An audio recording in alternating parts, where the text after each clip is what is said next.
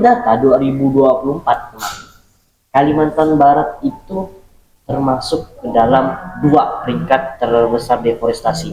Yang pertama itu Kalimantan Timur.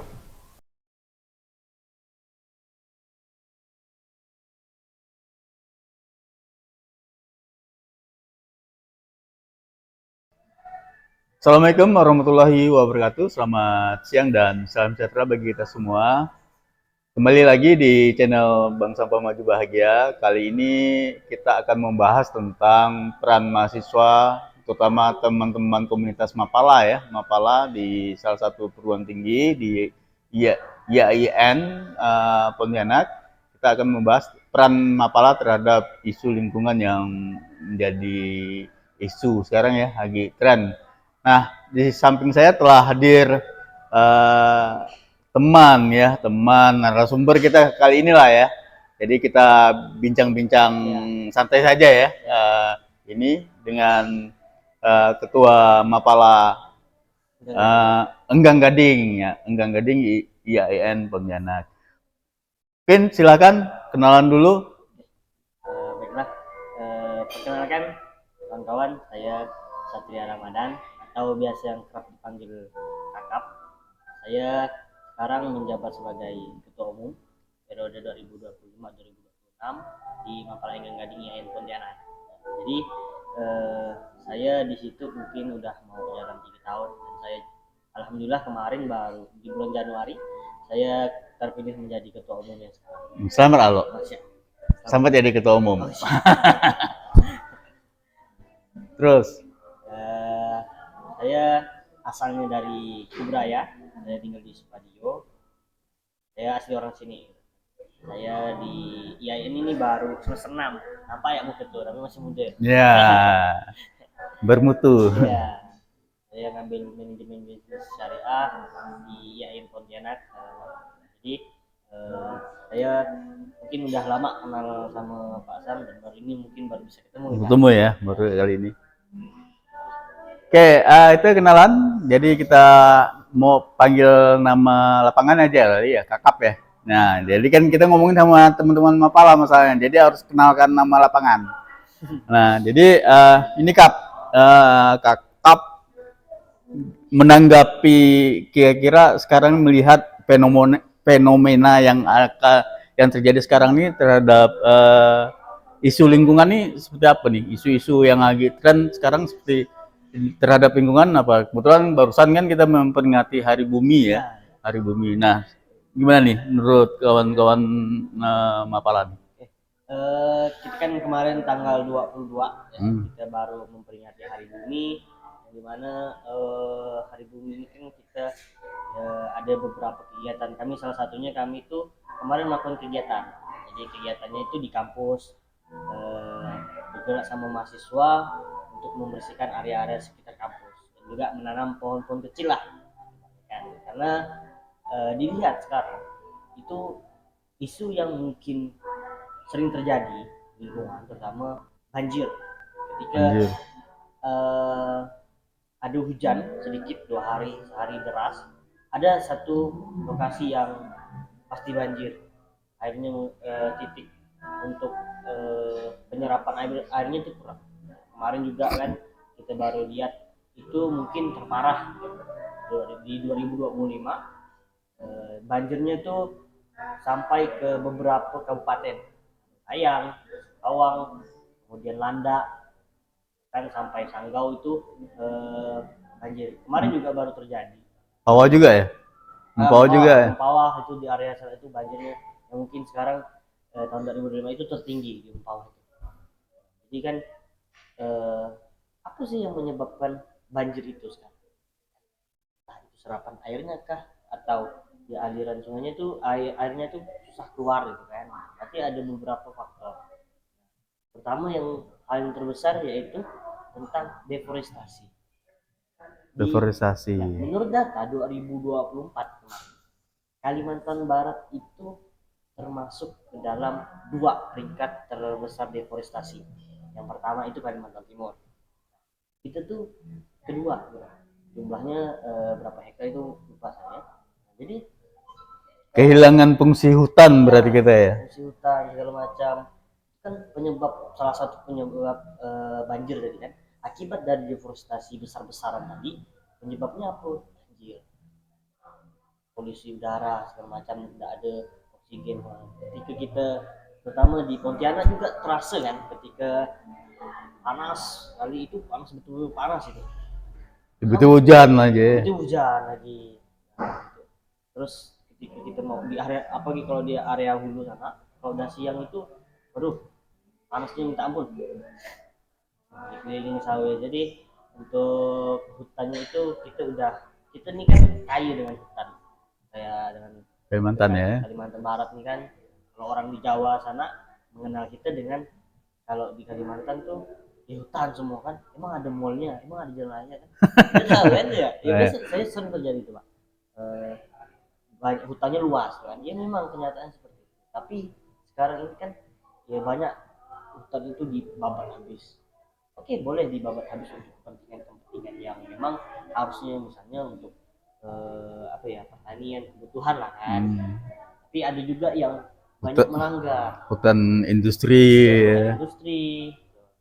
Hutan produksi kan, itu ya oke gitu, selama tidak melebihi haknya gitu, beberapa sekian gitu.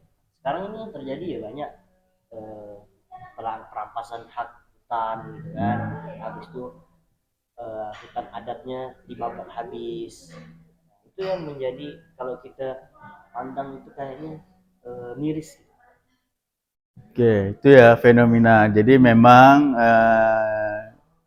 beberapa bulan lalu lah ya, hampir di awal tahun 2025, memang di Kalimantan Barat prihatin gitu ya terhadap lingkungan. Bencana tuh udah ditetapkan menjadi bencana alam gitu ya. Jadi kita udah memang masuk kategori darurat ya, darurat terhadap ini ya. Hampir 5-6 kabupaten kota banjir ya. Itu bukan banjir biasa, tapi udah menjadi bencana, ditetapkan menjadi bencana daerah lah ya.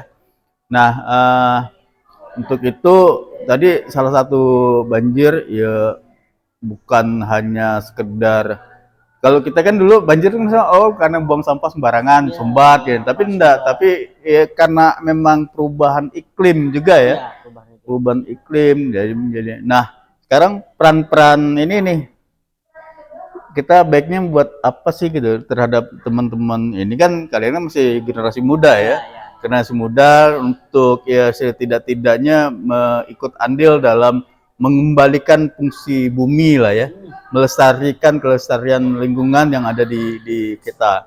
Nah, mungkin tuh gimana nih kira-kira nih apa yang bisa dibuat nih? Ya, gini, terkait dengan deforestasi ini besar-besaran kan, ya kami sebagai mahasiswa pecinta alam ya memang harus nggak boleh apatis, nggak boleh acuh tak acuh terhadap isu yang berlaku.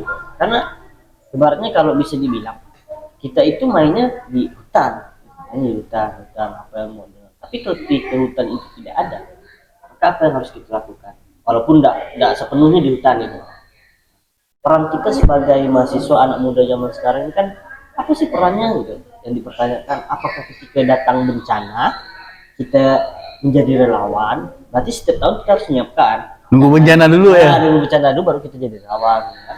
Tapi apa solusi yang harus bisa diberikan supaya hal itu tuh setidaknya, kalau kita mencegahnya supaya tidak terjadi lagi banjir sebenarnya, itu mustahil.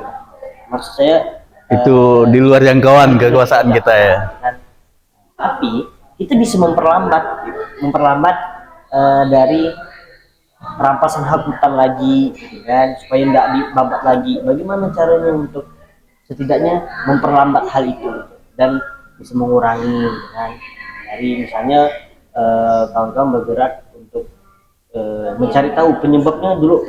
Pertama cari dulu, tahu dulu penyebabnya banjir ini seperti apa. Misal deforestasi juga kita harus tahu bagaimana mereka melakukan pembabatan, apakah sesuai dengan surat izinnya, kan. Ketika itu sesuai ya kita juga tidak bisa bantah, kan. tapi ada yang melanggar. Nah, itu kita juga harus cari tahu gitu. Dan juga perampasan hak hutan masyarakat setempat terhadapnya gitu kan, itu menjadi bagian dari penghasilan mereka. Apa yang harus kita pertahankan? Terkadang masyarakat juga ketika masyarakat setempat, bukan saya menjelekkan masyarakat setempat, mohon maaf, tapi ada beberapa yang di situ masyarakat setempat ketika udah ditawarkan misalnya ya mereka disetujui kan. Tapi bagaimana peran pemerintah itu dalam menangani hal itu? Misalnya hutan ada, tapi mereka tidak itu mereka banyak kekayaan di dalam situ. Nah, masyarakat tidak tahu dalam mengelolanya kekayaan di dalam itu. Ada yang namanya HHBK, hasil hutan bukan kayu. Jadi di hutan kan bukan hanya kayu yang kita bisa dapatkan hasilkan, tapi yang lainnya banyak gitu. Seperti damar, seperti yang lainnya kan, itu yang bisa dimanfaatkan.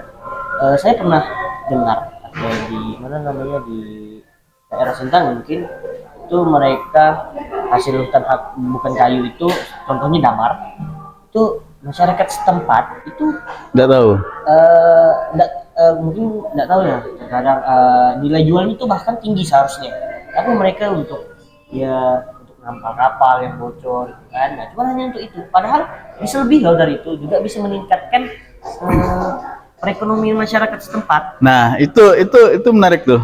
Jadi tadi hutan, ternyata di hutan tuh ada hal-hal yang hasil bukan hutan, bukan kayu itu. Ya selain itu kan bisa juga flora, fauna juga yang punya nilai. Tadi contoh damar. Nah, artinya, nah mungkin ini salah satu peran yang kalian bisa sampaikan, yaitu memberikan edukasi terhadap yang apa potensi di situ kan, sehingga masyarakat jenis kayunya ini bisa menghasilkan nilai lebih tinggi gitu kan bagi pendapatan. Nah, itu juga bisa kalian inisiasi tuh ya, edukasi.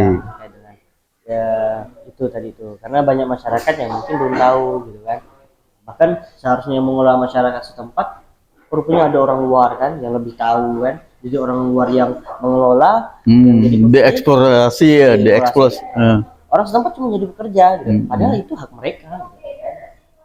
Jadi itu bisa menjadi salah satu memperlambat lah kan, karena hutan ini diproduksi, dipakai segala macam untuk kebutuhan, untuk meningkatkan perekonomian masyarakat setempat. Nah, jadi bisa diperlambat dari deforestasi tersebut. Nah, ini juga itu tadi peran teman-teman lah ya, terutama tadi bukan sekedar nunggu bencana baru menjadi pahlawan kesiangan gitu ya, relawan, kemudian tapi juga nitik beratkan fokus terhadap pentingnya edukasi, edukasi kepada masyarakat.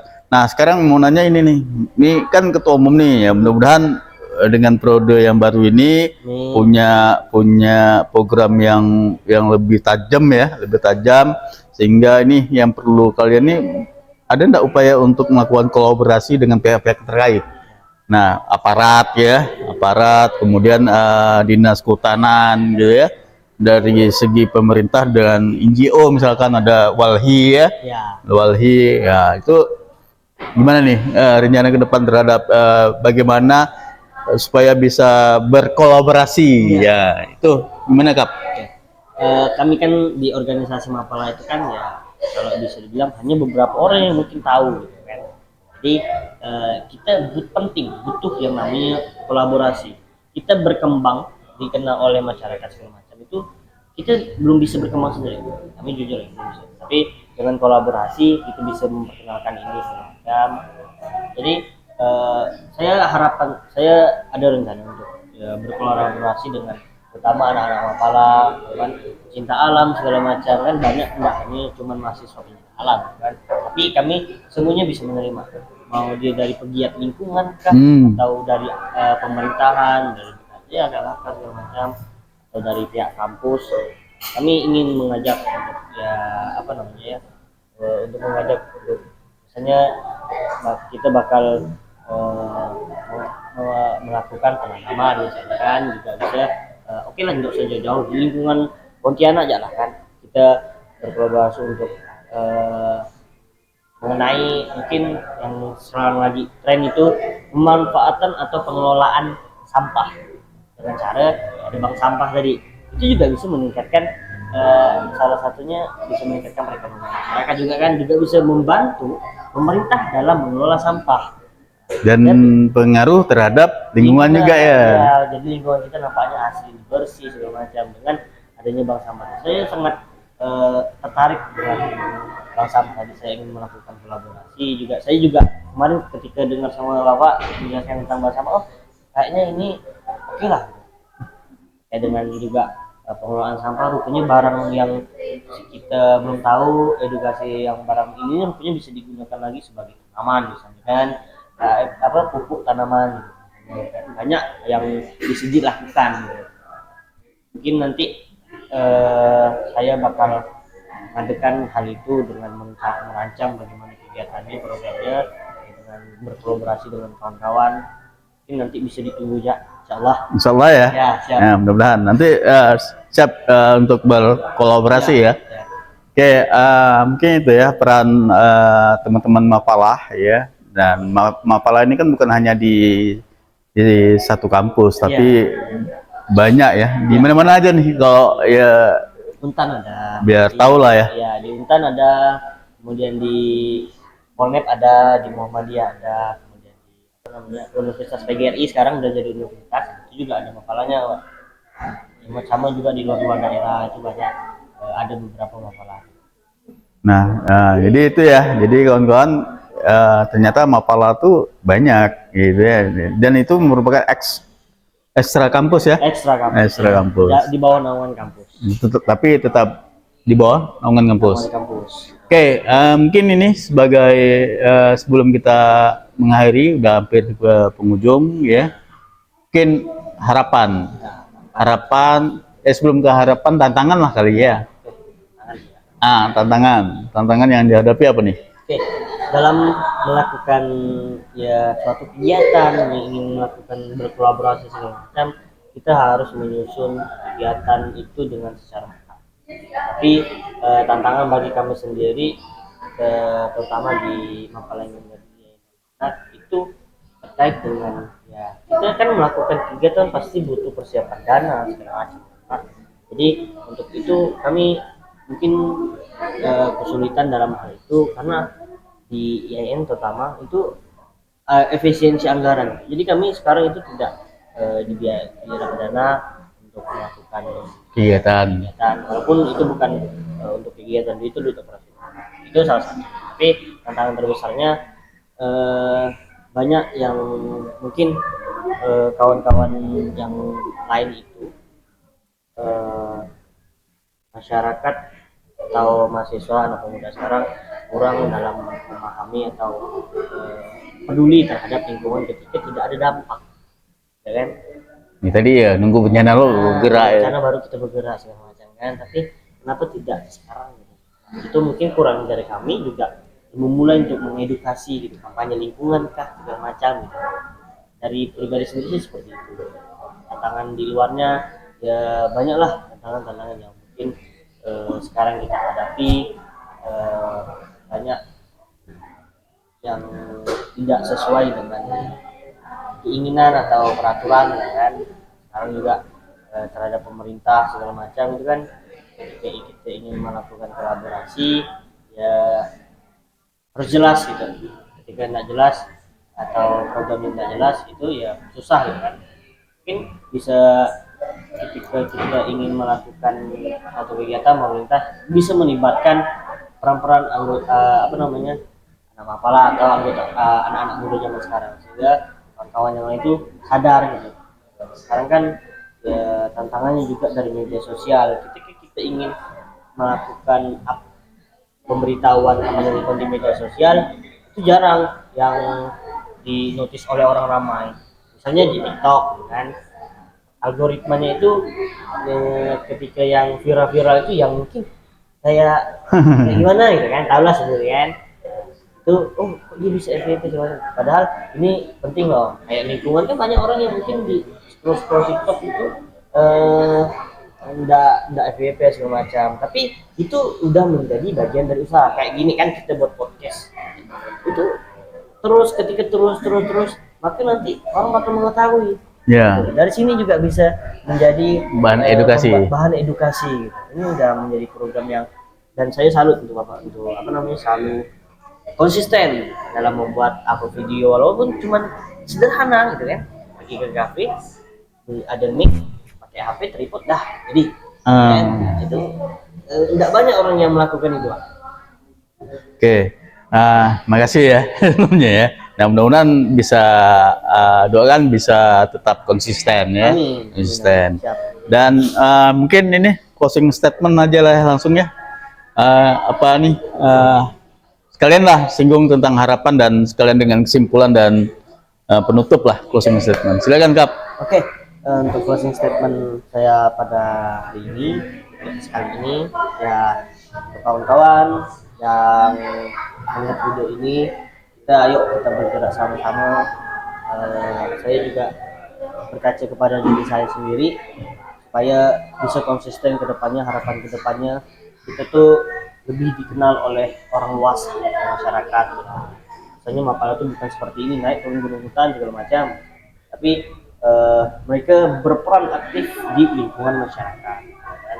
Kemudian ya, di hari-hari, jangan di hari-hari tertentu kita bisa melakukan kegiatan ya. Jangan untuk kawan-kawan pencinta alam atau pegiat alam yang sering naik gunung segala macam, kita juga perlu mengedukasi itu. Harapannya bukan hanya untuk keseruan, tapi ada yang dimanfaatkan, ada yang diambil dari kegiatan-kegiatan gunung misalnya dan segala macam kan. Jadi